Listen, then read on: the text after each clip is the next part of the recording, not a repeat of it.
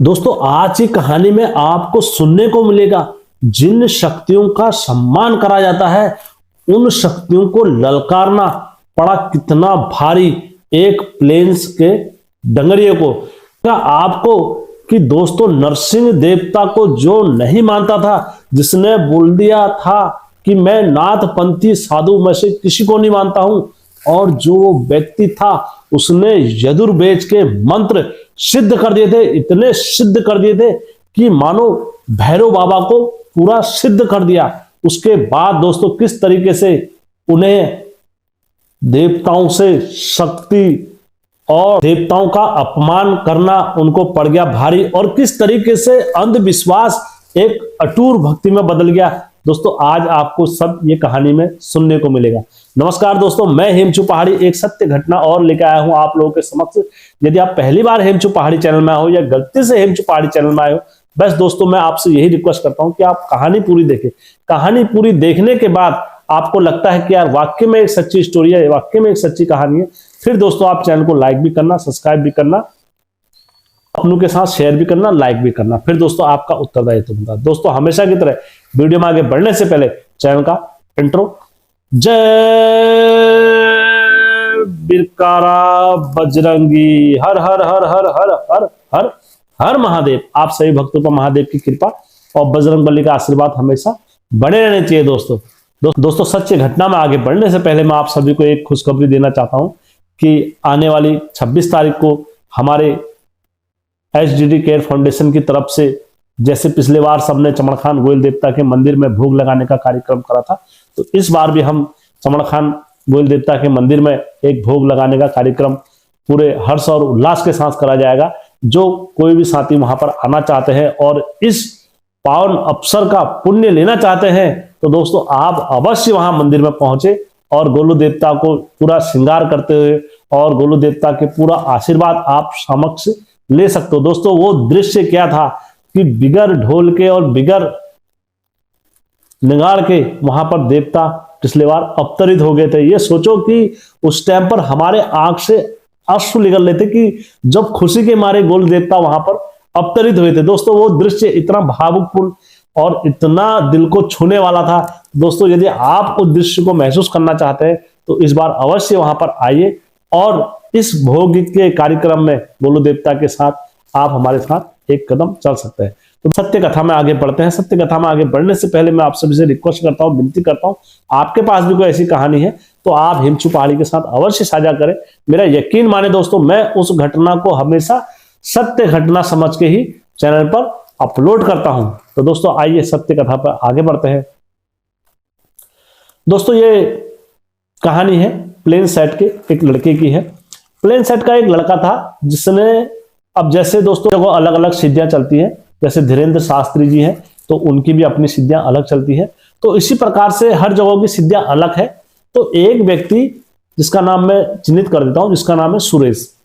सुरेश जो था वो अपनी प्लेन्स की राह रीति के अनुसार चलता था और अपने वहां की, तो अब जब अपने वहां की राह रीति के अनुसार चलता था तो उसने क्या करा, वेद देखे। और दोस्तों मैं एक चीज आपको स्पष्ट रूप से बता देता हूं, सब चीज में उथल पलट और जोड़ा जा सकता है, लेकिन एक वेद एक ऐसी चीज है, वेद में कभी कोई कुछ भी नहीं जोड़ सकता। यदि श्लोक है तो वो है, उसमें कोई भी कुछ नहीं जोड़ सकता। वेद ऐसे होते हैं। तो यही जो सुरेश की खासियत थी, उसने वेद के मंत्र पढ़ना प्रारंभ करे और वेदों के मंत्र पढ़ना प्रारंभ करे, उन मंत्रों को सिद्ध भी कर दिया। और इस तरीके से सिद्ध करा कि मानो जैसे सारी शक्तियां उसके लिए प्रबल और तात्पर्य रहती हूं। इसी प्रकार से वो अपनी शक्तियों को इतना मानने लग गया। और तो और फिर दोस्तों हमारी उत्तराखंड की, जैसे हमारी वीडियो जाती है आज के समय में, मैं कहानी बताता हूं हिंदी में और ये सारी चीजें बताता हूं, तो हमारी उत्तराखंड की जैसे वीडियो उनके पास पहुंची तो उन्होंने क्या करा, उत्तराखंड की ओर को पलायन करा और उत्तराखंड की धोनियों में अपना आना प्रारंभ करा। और तो और दोस्तों जब कोई इतनी सिद्धियां कर देता है तो उन्होंने भैरव बाबा को सिद्ध कर दिया। अब दोस्तों ये भैरव, देखो भैरव बाबा के कई रूप होते हैं, मैं फिर बोलता हूं 84 प्रकार के भैरव होते हैं और हर भैरव अलग अलग होते हैं।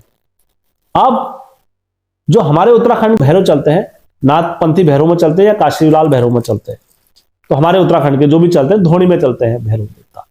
अब दोस्तों उन्होंने क्या करा, उत्तराखंड में सभी देवी देवताओं को ललकारना स्टार्ट कर दिया। अब वो एक जगह पहाड़ अपनी शक्तियों को ट्रायल करने के लिए, देखो दोस्तों जब रावण को भी जब शक्तियां मिली थी तो उन्होंने भी अपनी शक्तियों का ट्रायल करा था। ट्रायल कहां करा था, मैं आपको बताता हूं। महादेव के लिए कैलाश पर्वत उठा दिया था उनने, और जब वहीं से तांडव शिव स्त्रोत की स्तुति की उत्पत्ति हुई है। रावण जैसे को शक्तियों पर अपना अभिमान आता ही आता है। जब किसी को भी, मेरे को ही अगर कोई शक्ति मिलती है तो कल के टाइम पर, तो मैं भी अपनी शक्ति का सबसे पहले ट्रायल तो करूंगा। कोई नई गाड़ी लेता है या कुछ भी लेता है तो सबसे पहले ट्रायल करता है। तो उसी प्रकार से उनको जब शक्तियां प्राप्त हुई तो उन्होंने कहा एक शक्तियां आजमाने का एक अच्छा तरीका उत्तराखंड है। तो हमारे उत्तराखंड में वो शक्तियों को ललकारने आ गए। अब पहली बार जब शक्तियां ललकारने आए तो उन्होंने क्या करा, हमारे हरजू देवता की धोनी में चले गए। हरजू देवता की जब धोनी में चले गए तो वहां पर जब इनने मंत्र और स्तुति करी अपनी, तो मंत्र स्तुति करते करते करते करते करते इन्होंने क्या कर दिया, वहां पर जितने भी देवता और बाहरी देवता जो भी आ रहे थे उन सबको इनने उस धोनी में आने से रोक दिया। अब सब आश्चर्यजनक, उन्होंने कहा यार कोई देवता नहीं नाचे, कोई देवता नहीं नाचे, कोई देवता नहीं नाचे। लेकिन जो होता है ना, जिसने चोरी करी होती है उसे तो पता ही होता है क्या चोरी कर रखी करके, उसका बल और बढ़ गया। फिर उसने गोलू देवता की धोनी में भी गया। गोलू देवता की धोनी में भी गया तो अब दोस्तों पहले जैसी बातें कहीं नहीं है ना। अब पहले जैसे ना तो देव रहे और ना मनुष्य रहे, और जो भक्ति करता है कोई 100 में से 1, तो उसकी भक्ति के क्या ही कहने। तो सच्ची भक्ति तो आपको पता है कोई कर ही नहीं पा रहा। आज के समय में सब पैसों की भक्ति कर रहे हैं। तो इनने क्या करा, गोलू देवता की धोनी में भी गए, वहां भी इसने किसी देवता को आगे नहीं बढ़ने दिया। इनके कुछ नियम थे, ये वो नियम करते थे, और वो नियम के तहत फिर वहां के जितने भी देवता थे वो नहीं आते थे और उतरते ही नहीं थे। चाहे कोई कितनी जागर लगा दे, कितने ढोल फोड़ ले, कितने हुड़के फोड़ ले, देवता उतरते ही नहीं थे। अब इनके लिए बड़ा आश्चर्यजनक बात हो गई। उन्होंने कहा ये क्या हो रहा है, मेरे लिए ऐसी समस्या उत्पन्न क्यों हो रही है पहाड़ों में। तो ऐसे करते करते वहां के जो जागर लगाने वाले थे गुरु, वो समझ नहीं पाए। चलो उन्होंने कहा कोई बात नहीं। लेकिन जब अगली जागर लगाई उनने, ये नहीं पहुंचे तो देवता नाचे खुली मन से। कभी कभार जब चीजें होती है तो सामने वाले को भी पता नहीं रहता कि वो किससे घायल होता है, कौन पीछे से आके करता है चोरी छिपके वाले काम, किसी को पता नहीं रहता है। तो अब क्या हो गया, इनका यहां पर से क्या हो गया, इनके बल को अहंकार मिल गया और इनको अपनी शक्तियों पर बुलाया था, घमंड हो गया। अब घमंड इस प्रकार से हो गया कि अगर अपनी शक्ति कोई भी समाज हित के लिए लगाएगा, चाहे वो कोई सा भी हो, अगर असुर भी है, अगर वो अपनी शक्तियां समाज हित के लिए लगा रहा है तो भगवान बन जाता है। अगर अपनी शक्तियां असुर लोगों को परेशान और लोगों को पीड़ा देने के लिए यदि भगवान भी अगर कोई ऐसे करते हैं तो वो भी दंड के फिर अधिकारी होते हैं, क्योंकि न्याय का धर्म जो बोलता है यही बोलता है। मैं नहीं कह रहा हूं, ये श्री कृष्ण भगवान ने स्वयं बोला है महाभारत युद्ध में, क्योंकि विपक्ष साइड से जो लड़ रहे थे तो वो भी भगवान के पुत्र थे। जैसे पुत्र भीष्म, वो भी माता गंगा के पुत्र थे। द्रोणाचार्य जी भरद्वाज ऋषि के पुत्र थे। तो ऐसी जो विपक्षी साइड से लड़ रहे थे अश्वत्थामा, वो भी भगवान के अंश थे। लेकिन फर्क इतना था कि वो परिस्थिति के अनुसार विपक्ष से लड़ रहे थे। अब यहां पर क्या हुआ, इनको भी क्या हुआ, अपने आप पर घमंड हो गया और इतना अहंकार हो गया, इतना अहंकार हो गया। तो ये हमारी जैसी वीडियो जाती थी तो मेरी वीडियो में से एक डंगरिया का नंबर इनने निकाल दिया। अब एक डंगरिया का जब नंबर निकाला तो उस डंगरिये को ये फोन करने लगे, एक बार नहीं कई बार उसको फोन करने लगे कि भाई, जैसे वो काम पर जाते हैं और कहीं पे जाते हैं तो इन्हें पहले रात्रि को फोन करा। इन्हें रात्रि को फोन करा, इन्हें कहा हेलो भैया, मैंने आपका नंबर लिया है और मैं ऐसा ऐसा हूं, मेरे को ये है। क्योंकि इनको तो अपनी शक्तियों पर घमंड हो गया था। अब जब किसी को अपनी शक्ति पर घमंड हो गया तो किसी को क्या समझेगा। तो इनने बात करी उससे, इनने कहा हेलो, हाँ भैया कहाँ से बोल रहे हो। इनने कहा मैं बोल रहा हूँ और मुझे तुमसे कुछ पूछना था। उन्होंने कहा हाँ पूछिए। उन्होंने कहा आप क्या जानते हो और आपके बारे में मुझे कुछ जानना था, नरसिंह देवता के बारे में। उन्होंने कहा आप बताइए क्या जानना चाहते हो। फिर बोलने लग गया मैं नरसिंह देवता को मानता ही नहीं हूं, मैं जोशीमठ को मानता ही नहीं हूं। तो जो डंगरिया था उन्होंने कहा ठीक है भाई तू फोन रख, मैं अभी व्यस्त हूं, मैं अभी कुछ काम कर रहा हूं, मुझे बात मत कर फिर। तो उनने फोन काट दिया। उसके 2 दिन बाद फिर उसने पुनः उस व्यक्ति को कॉल करा सुरेश ने और कहा भाई हेलो भैया मुझे आपसे बात करनी है। उन्होंने कहा हाँ बोलिए। उन्होंने कहा मैं जोशीमठ के नरसिंह देवता को नहीं मानता हूं, मैं नाथपंथियों को नहीं मानता हूं किसी को। उन्होंने कहा भाई तू नहीं मानता है तो मुझे कॉल क्यों कर रहा है, तो मुझे कॉल मत कर। उन्होंने कहा नहीं मैं आपको जानना चाहता हूं कि आप नरसिंह देवता का इतना गुण ज्ञान कर रहे हो और इतनी भक्ति कर रहे हो, लेकिन मैं आपको जानना चाहता हूं। उन्होंने कहा भाई क्या जानना चाहता है। उन्होंने कहा मैं तुम्हारे बारे में यहां से बता सकता हूं नरसिंह देवता के डंगरी से कहा। इन्होंने कहा भाई चल ठीक है मेरे बारे में बता। इन्होंने कहा मैं तुम्हें अब बताता हूं तुम क्या हो। उन्होंने कहा बताओ। तो उन्होंने कहा भाई मैं तुमको देख रहा हूं, तुम्हारा आसन लगा हुआ देख रहा हूं। उन्होंने कहा ठीक है। उन्होंने कहा और क्या देख रहा है। उन्होंने कहा और मुझे कुछ नहीं दिख रहा है, एक प्रकाश दिख रहा है। उन्होंने कहा और क्या दिख रहा है। उन्होंने कहा और मुझे कुछ नहीं दिख रहा है, एक लट्ठी दिख रही है जो कांटे वाली लट्ठी है, क्योंकि लट्ठी का नाम वो नहीं जानता था। उन्होंने कहा एक लट्ठी दिख रही है मुझे जिसमें कांटे हैं बहुत सारे। उन्होंने कहा बस भाई तू इतना ही देख रहा है ना। उन्होंने कहा हाँ। उन्होंने कहा भाई तू इससे आगे कुछ देख भी नहीं सकता है, इतना ही तुझे दिखेगा और इससे आगे तो हमको कुछ नहीं दिखता, तो तुझे कहां से दिखेगा। उन्होंने कहा नहीं नहीं भाई मैं जानता हूं और मैं ये हूं मैं वो हूं, मैंने इतनी सिद्धियां कर रखी है, मैंने ये कर रखा, वो बताया उन्होंने। कई रात तक बात करी। उन्होंने कहा चल ठीक है तू जो करना चाहता है वो कर, भाई मुझे माफ कर, मैं अभी काम कर रहा हूं, मुझे काम करना है। उन्होंने कहा नहीं तू काम नहीं करेगा, आज के बाद मैं तेरे वहां आ रहा हूं और तू अब जो करेगा जो मैं करूंगा तू वो करेगा। उन्होंने कहा ठीक है भाई तू आ जा और जो तुम्हारा स्वागत है और आइए और जो करना है वो करिए। तो दोस्तों अगले दिन क्या हुआ, वो व्यक्ति ने अपना सुबह नहा धो के ध्यान लगाते हैं नरसिंह देवता का। तो ध्यान लगाने में दोस्तों जो चीज हो रहा था उनके इर्द गिर्द वो शक्ति जो भी थी वो टहलने लग गई। अब जैसे वो ध्यान लगाए, ध्यान आंख बंद करे तो वो शक्ति का आगमन हो जाए। और जब भी कोई ऐसी शक्ति दूसरी शक्ति अंदर आती है तो वो शक्ति उसको नहीं रहने देती है, या तो बेचैन वो आदमी को हो जाता है जो ध्यान लगाता है, या ध्यान लगने में उनको दिक्कत परेशानी होती है, ये होता है अक्सर। तो अब क्या हुआ उनको शक्ति का अनुभूति हो रही थी और इतनी अनुभूति हो रही थी कि उनका ध्यान नहीं लग रहा था। तो उन्होंने मन ही मन में कहा यार आज कोई नहीं रहा क्या मेरे साथ का, आज मुझे ये ऐसी शक्ति अनुभूति हो रही है कि आज मेरे को ध्यान नहीं लग रहा है। ये कहा उन्होंने कहा यार चलो कोई बात नहीं, अब नहीं हो रहा है तो क्या करें। उन्होंने हाथ जोड़े, उन्होंने कहा हे बाबू नरसिंह देवता, उन्होंने कहा हे नरसिंह देवता मुझे माफ करो, मैं अभी ध्यान लगाता हूं, मैं अब ड्यूटी को जाता हूं। मैं नहाया धोया, मैं ड्यूटी को चला। अगले दिन उनके पहाड़ से एक भैया का फोन आता है। तो फोन आता है तो बात चलती है। उन्होंने कहा दाजू मैं आपको स्वप्नों में देखा, आप थोड़ा बेचैन टाइप के थे और ऐसा बोल रहे थे कि आप कोई नहीं है क्या, मेरा जो मेरे को परेशानी हो रही तो कोई नहीं सुन रहा है। तो उन्होंने कहा नहीं नहीं यार ऐसी कोई बात तो नहीं है, मैं तो सब ठीक हूँ और क्या नाम कहते हैं ऐसा कुछ नहीं हो रहा है, मैं थोड़ा दिक्कत परेशानी है, ऐसा कुछ नहीं है। तो इतने में ही उनको स्वर बदल गए बातों में कि यार थोड़ा ध्यान लगाने में मेरे को दिक्कत वगैरह हो रही थी। तो वहीं से उसी टाइम पर उसके फोन से मुंह से छूटा जय मामू की जय मामू की जय मामू की, फोन पे छूट गया। उन्होंने कहा जय मामू जय मामू। उन्होंने कहा मामू कोई दिक्कत परेशानी नहीं, तुमको कोई परेशान कर रहा है, मैं आ रहा हूं, मैं उसको थाम सकता हूं मामू। तो उन्होंने कहा नहीं नहीं नहीं नहीं नहीं। उन्होंने कहा नहीं तू भाड़ी तू मत आ और तू इस चीज को नहीं थामेगा, मैं अपना अपने उससे योग शक्ति से मैं इसे कर सकता हूं काबू, तू अभी टेंशन मत ले। ये बात चल रही है नर विद्या में चल रही है बात, असुर देव विद्या में नहीं चल रही है। उन्होंने कहा नहीं नहीं तुम इसको टेंशन मत लो, मैं कर लूंगा। उन्होंने कहा ठीक है मामू, नहीं तो तुम कहते हो तो मैं करता हूं अभी।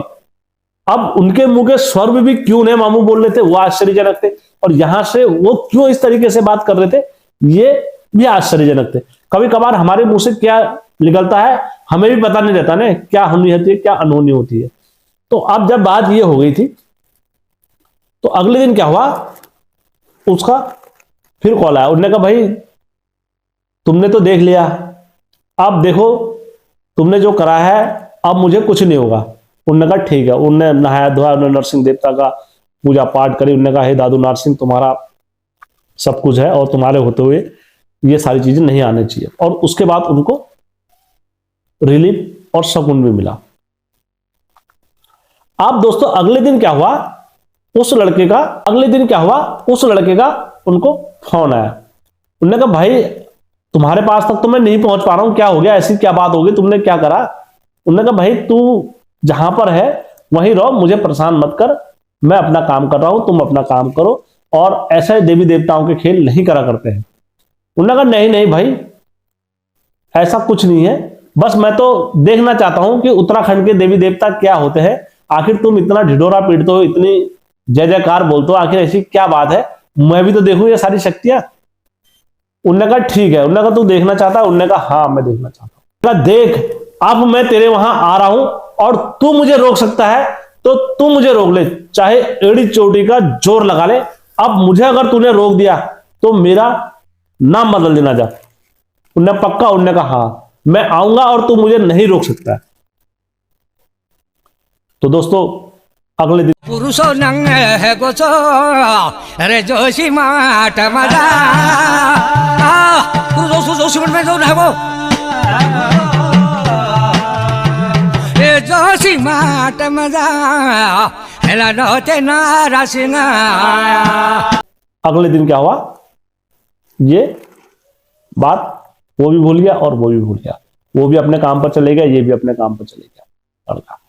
तो उनकी जो मम्मी थी, मम्मी ने दिन के 12 बजे स्वप्न देखा, एक जोगी हाथ में जिसके कांटे वाली लट्ठी यानी कि मानो तिमरू का छोटा, और हाथ में कमंडल, और ऐसे बगल में चिमटा रख के इनके वहां पर खड़म खड़म अलग निरंजन और आदेश आदेश करके इनके अंदर घुस गया।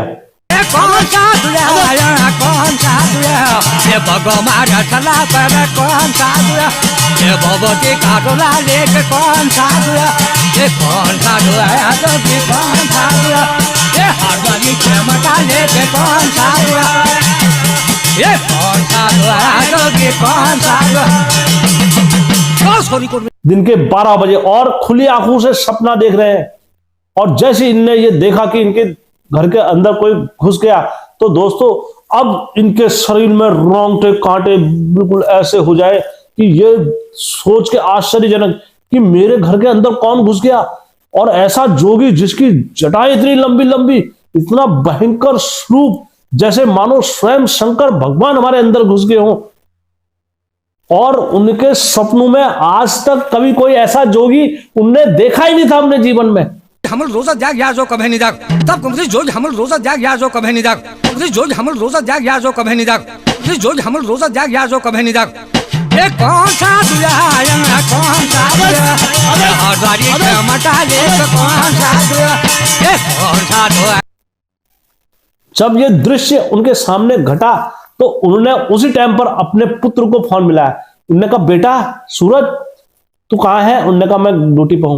उन्होंने कहा बेटा ऐसी सी बात है, मैंने अभी अभी अपने घर के अंदर एक ऐसे जोगी को देखा कि मेरी आंखें मानो पलक झपकना भूल गई हो, जब से मेरी आंखें पलक झपक नहीं रही है।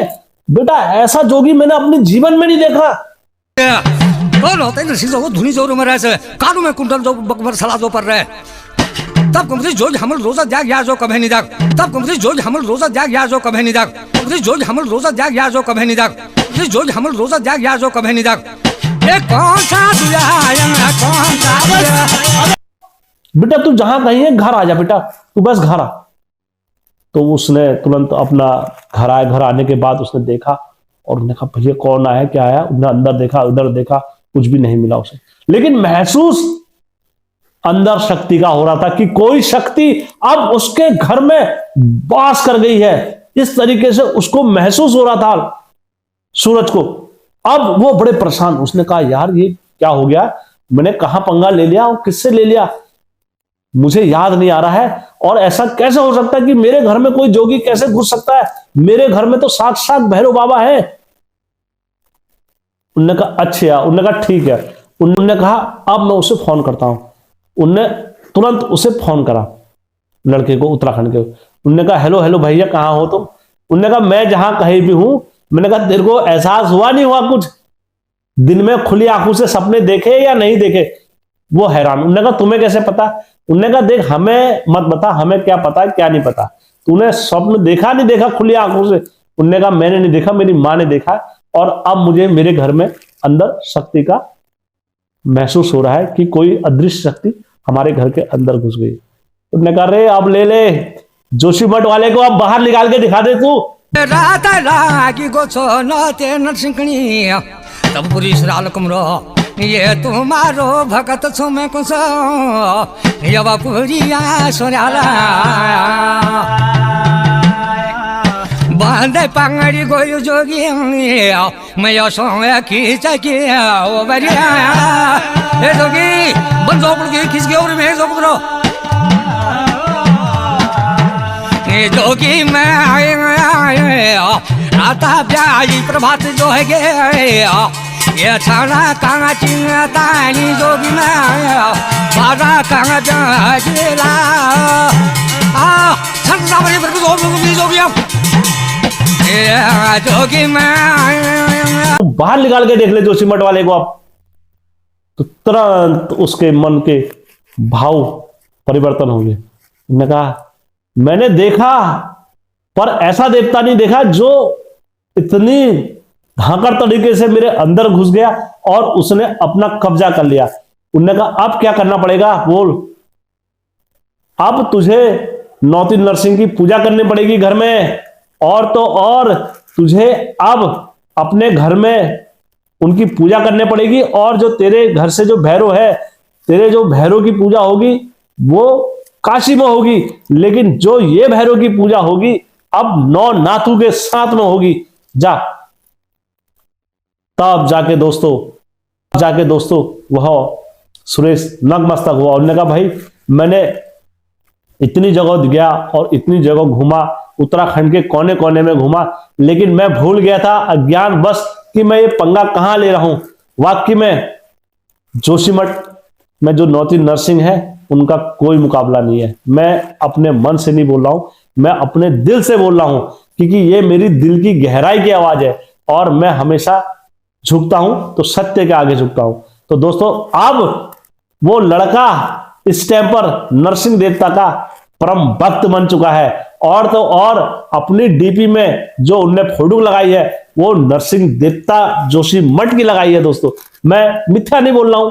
किसी भाई को भी इस कहानी में थोड़ा या रत्ती भर भी संदेह होगा तो आप मुझे कमेंट जरूर करें, और मेरा यकीन माने दोस्तों 3 दिन के अंदर मैं आपको इसका प्रमाण दूंगा।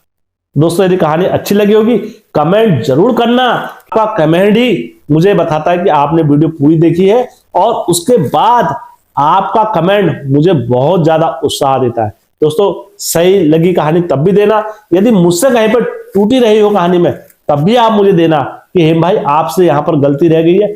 मेरा यकीन माने दोस्तों अगली वीडियो में मैं उस कहानी को अवश्य सुधारूंगा आप लोगों के समक्ष। दोस्तों कहानी अच्छी लगी होगी अपनों के साथ, बाहर वालों के साथ, घर वालों के साथ शेयर अवश्य करना। जय उत्तराखंड, जय देवभूमि। तब चमड़ा खान बती बुढ़िया की धाद जो पड़ गए हो रे रजा हले हाल राय को नाती झाल राय को पूत माता कालिंगा को सपूत हले चंपावती राजा हले बेताली घाट में आए नगुआ मशान के शादी जय मेरो कही जय रजा न्याय को